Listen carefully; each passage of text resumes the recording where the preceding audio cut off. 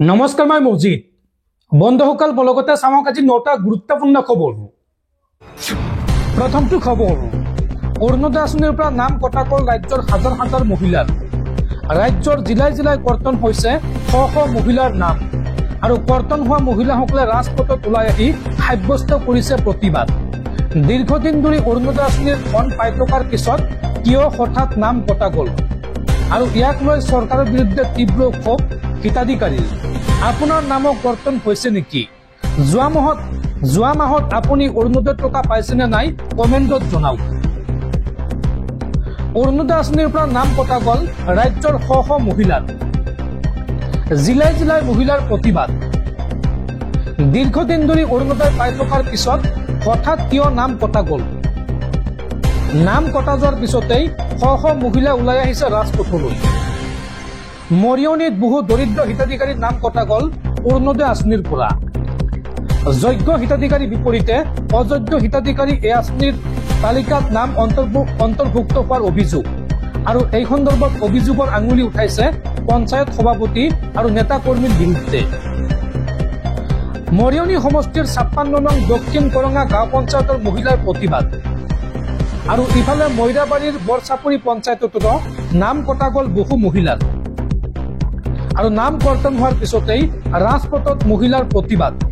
আৰু এইদৰে ৰাজ্যৰ ভিন্ন জিলাত হাজাৰ হাজাৰ মহিলাৰ নাম কৰ্তন হৈছে অৰুণোদয় আঁচনিৰ পৰা। আপুনি অসমৰ কোনখন জিলাৰ পৰা ভিডিঅ'টো চাই আছে, আপোনাৰ নাম আছেনে নাই কমেণ্টত জনাওক। পৰৱৰ্তী খবৰ, সাৱধান ৰাজ্যবাসী। গুৱাহাটীৰ লগতে সমগ্ৰ অসমত ধূলিৰ ধুমুহাৰ ভয়ংকৰ ৰূপ।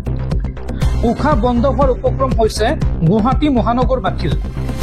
ধূলিৰ বতাহ ধুমুহাৰ ফলত ভয়ংকৰ পৰিৱেশ গুৱাহাটীত, আৰু এই ধুমুহাৰ ফলত বিভিন্ন ৰোগত আক্ৰান্ত হ'ব পাৰে আপুনি।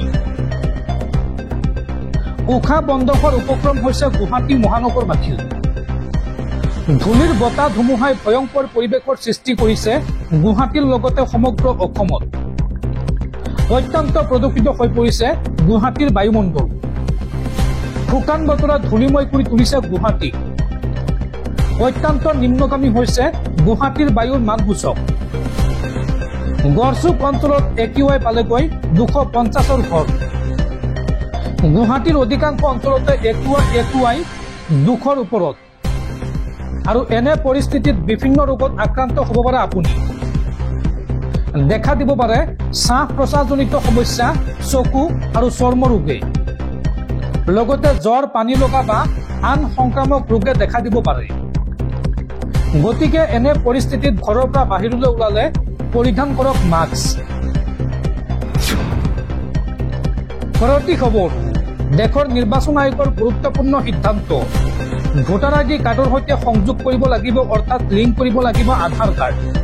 আৰু এই সন্দৰ্ভত কেন্দ্ৰীয় গৃহ মন্ত্ৰালয়ৰ সৈতে নিৰ্বাচনী আয়োগৰ হৈছিল যৌথ সভা। অচিৰে দেশজুৰি আৰম্ভ হ'ব এই অভিযান। এই ঘোষণা ভাৰতীয় নিৰ্বাচন আয়োগৰ।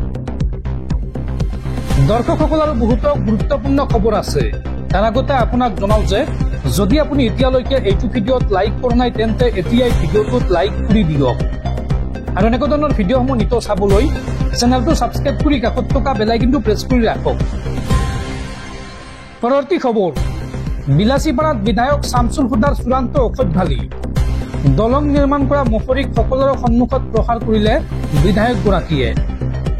আধাৰশিলাৰ কলপুলিৰে মূৰত মাৰিলে মহৰীৰ। বিলাসীপাৰাত দলঙৰ আধাৰশিলা স্থাপন অনুষ্ঠানত হঠাৎ লাগিল অথন্তৰ। অনুষ্ঠানটোত বিধায়ক শামছুল হুদাই কৰিলে চূড়ান্ত অসভ্যালি। দলং নিৰ্মাণ কৰা মহৰীক সকলোৰে সন্মুখত প্ৰহাৰ কৰিলে বিধায়কগৰাকীয়ে। বিলাসীপাৰাৰ AIUDFৰ বিধায়ক শামছুল হুদাৰ এনে কৰ্মকাণ্ডক লৈ এতিয়া স্তম্ভিত হৈ পৰিছে ধুবুৰী জিলাবাসী ৰাইজ। মঙলবাৰে বিলাসীপাৰাৰ দৈখোৱা বজাৰত এখন RCC দলঙৰ আধাৰশিলা স্থাপন কৰিবলৈ উপস্থিত হৈছিল পূব বিলাসীপাৰাৰ বিধায়ক শামছুল হুদা। পিছে সেই ঠাইত উপস্থিত হৈ সৰু কলগছ দেখি খং উঠিল বিধায়কৰ। কলগছ লগোৱা ঠিকাদাৰ অবিনাশ আগৰৱালাৰ কৰ্মচাৰীক সকলোৰে সন্মুখত প্ৰহাৰ কৰাত লাগিল বিধায়ক হুদা। কেৱল ইমানেই নহয়, ঠিকাদাৰৰ মহৰীজনলৈ এক প্ৰকাৰ চোচা ল'লে বিধায়কগৰাকীয়ে। দলং নিৰ্মাণৰ ঠিকা লাভ কৰা ঠিকাদাৰৰ কৰ্মচাৰীক ৰাজহুৱা স্থানতো মাৰধৰ কৰাক লৈ সৃষ্টি হৈছে ব্যাপক প্ৰতিক্ৰিয়াৰ।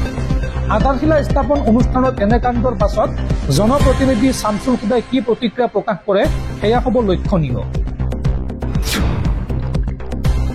পৰৱৰ্তী খবৰ, এইবাৰ 50 বছৰীয়া ৰামে ধৰ্ষণ কৰিলে এগৰাকী 9 বছৰীয়া নাবালিকা কিশোৰীক। ৰাজ্যত পুনৰ সংঘটিত হৈছে সভ্য সমাজক লজ্জানত কৰা ঘটনা। কিশোৰীৰ সৈতে জঘন্য কাণ্ড কৰি আৰক্ষীৰ জালত এইগৰাকী লম্পট ৰাম নায়ক। এইবাৰ 50 বছৰীয়া ৰামৰ কুকাণ্ডৰ বলি হল এগৰাকী 9 বছৰীয়া নাবালিকা কিশোৰী। 9 বছৰীয়া কিশোৰীক ফুচুৰাই ধৰ্ষণ 50 বছৰীয়া লম্পটৰ। কাৰ্বি আংলঙৰ কহৰাত সংঘটিত হৈছে এই জঘন্য কাণ্ড।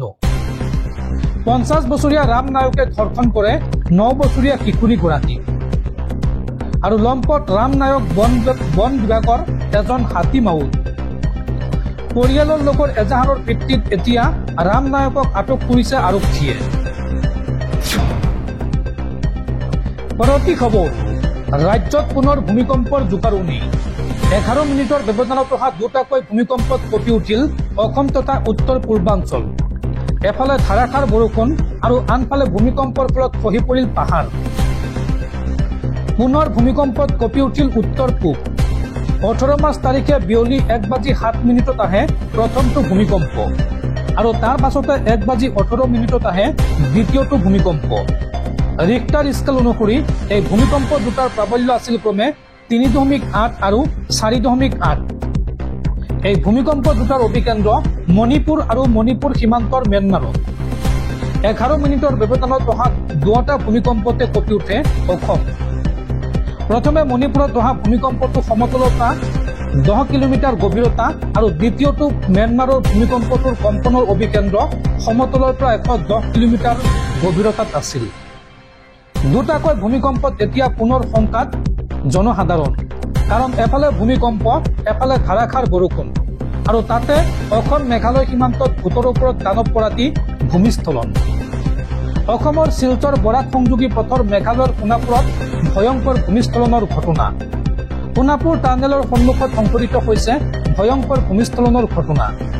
নেৰানেপেৰা বৰষুণৰ ফলত পাহাৰৰ পৰা শিল আৰু মাটিৰ এক বৃহৎ অংশ খহি আহি পৰে ৰাজপথত। ফলত পথছোৱাত বন্ধ হৈ পৰে যাতায়াত।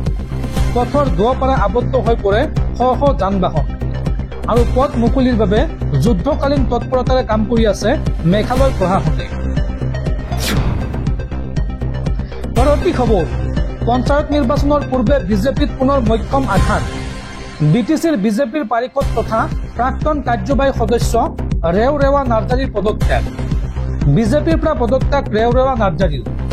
বিজেপিৰ প্ৰাথমিক সদস্য পদৰ পৰা পদত্যাগ কৰে ৰেওৰেৱা নাৰ্জাৰীয়ে আৰু ইতিমধ্যে পদত্যাগ পত্ৰ প্ৰেৰণ কৰিছে কোকৰাঝাৰৰ জিলা বিজেপিৰ সভাপতিলৈ। পৰৱৰ্তী খবৰ, তেজপুৰৰ কেন্দ্ৰীয় কাৰাগাৰতে থাকিব লাগিব USTMৰ স্বত্বাধিকাৰী মহবুবুল হক। পুনৰ তেজপুৰ আদালতে নাকচ কৰিলে মহবুবুল হকৰ জামিন আবেদন। পৰৱৰ্তী খবৰ, ৰাজ্যবাসীলৈ ভাল খবৰ। গহপুৰ নুমলীগড় সুৰংগৰ বাবে সাজু হৈছে DPR। সুৰংগ নিৰ্মাণত চৰকাৰক প্ৰয়োজন হ'ব 5 বছৰৰ। সংশ্লিষ্ট অনুমোদন পালেই আৰম্ভ হ'ব সুৰংগ নিৰ্মাণৰ কাম। সাংসদ ৰঞ্জিত দত্তৰ লিখিত প্ৰশ্নৰ উত্তৰত এই কথা জনালে কেন্দ্ৰীয় পথ পৰিবহণ মন্ত্ৰী নীতিন গাডকাৰীয়ে।